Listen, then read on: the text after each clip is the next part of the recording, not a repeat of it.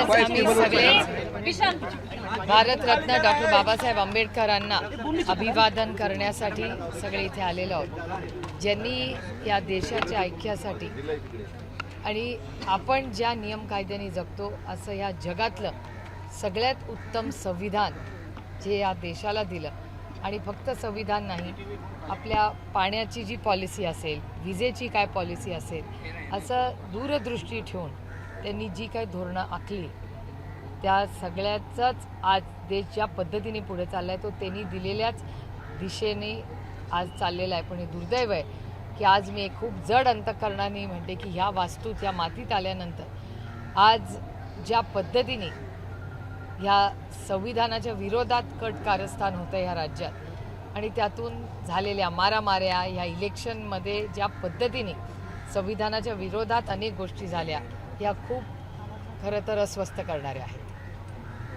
ताई, इथे राष्ट्रीय स्मारकाचा मुद्दा अनेक दिवसापासून प्रलंबित आहे. मुख्यमंत्री आजच्या सभेमध्ये म्हटले की पुढच्या महापरिनिर्वाण दिनापर्यंत प्रयत्न करूया की राष्ट्रीय स्मारक पूर्ण करण्याचा. मला कळत नाही ते करण्यासाठी इंदू मिलची जी जागा दिली त्याच्यानंतर हे स्मारक करायला एवढा उशीर का होतोय याचं उत्तर, मोठे मोठे रस्ते, इन्फ्रास्ट्रक्चर प्रोजेक्ट्स ह्यांचे होतात, पण हे स्मारक जे आपल्या सगळ्यांचं श्रद्धेचं स्थान आहे, आस्थेचं स्थान आहे, ते का पूर्ण होत नाही आहे, आणि याचं उत्तर खरं तर महाराष्ट्र सरकारला द्यावं लागेल. ताई, अहिल्यानगरमधून एक धक्कादायक प्रकार समोर आलेला आहे. नृत्यांगनीने गळफास घेतलेला एका लॉजमध्ये.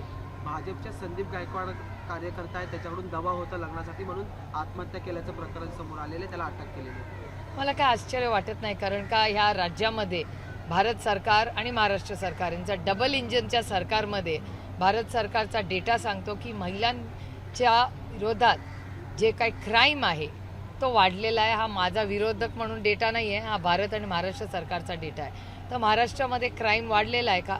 तो वाढलेला आहे, हे वास्तव आहे. आणि मग स्त्री भ्रूण हत्या असेल किंवा हुंडाबळी असतील किंवा हे नवीन अहिल्यानगरचं प्रकरण असेल, हे दुर्दैवी आहे की कुठल्याही महिलेला या राज्यामध्ये आज सुरक्षित वाटत नाही. मीरा भाईंदरमध्ये साकार करत असाल तरच तुम्हाला घर देऊ असं म्हणत मराठी माणसाला घर नाही. याचं उत्तर तुम्ही महाराष्ट्राच्या माननीय मुख्यमंत्र्यांना भेटला ना 10 मिनिटापूर्वी, त्यांना विचारलं पाहिजे. ते राज्याचे मुख्यमंत्री आहेत आणि ह्या राज्यामध्ये सगळ्यांना न्याय हा समान असला पाहिजे. तुम्ही काय खाता, काय करता, याचा काय संबंध कुणाशी? तरी दादर रेल्वे स्थानकाचं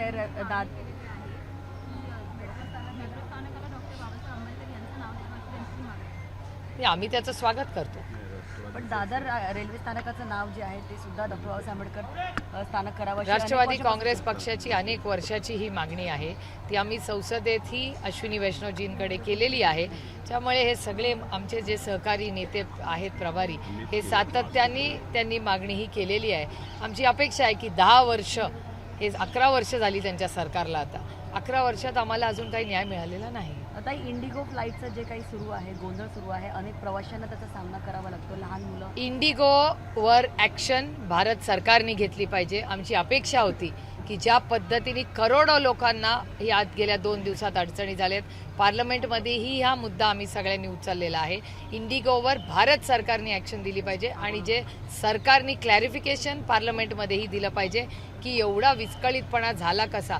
त्याच्यात पेशंट्स होते, अनेक लोकांच्या घरातले कोणी दगावलं होतं ते पोचू शकले नाहीत, कुणाच्या घरात लग्न कार्य होतं, काही स्टुडंट शिक्षक होते, काही विद्यार्थी होते.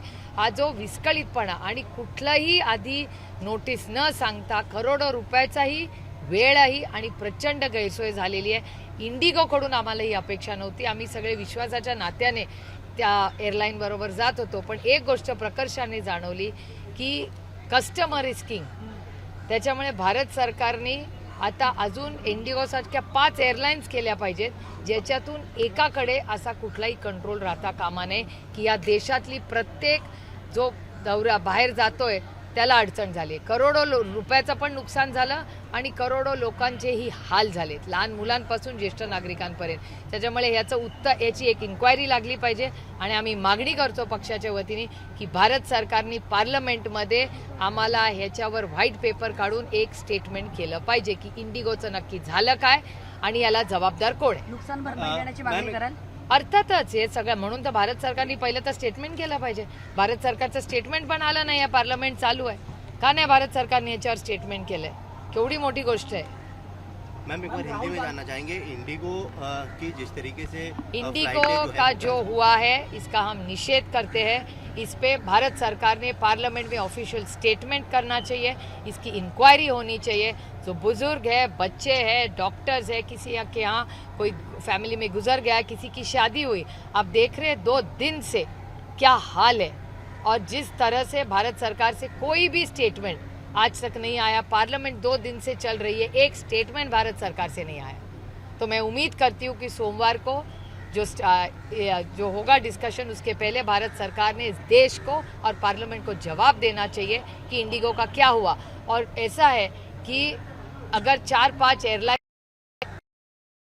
ये जो के कारण जो हाल हुआ है सबका, ये नहीं होता. So competition is good end customer is king.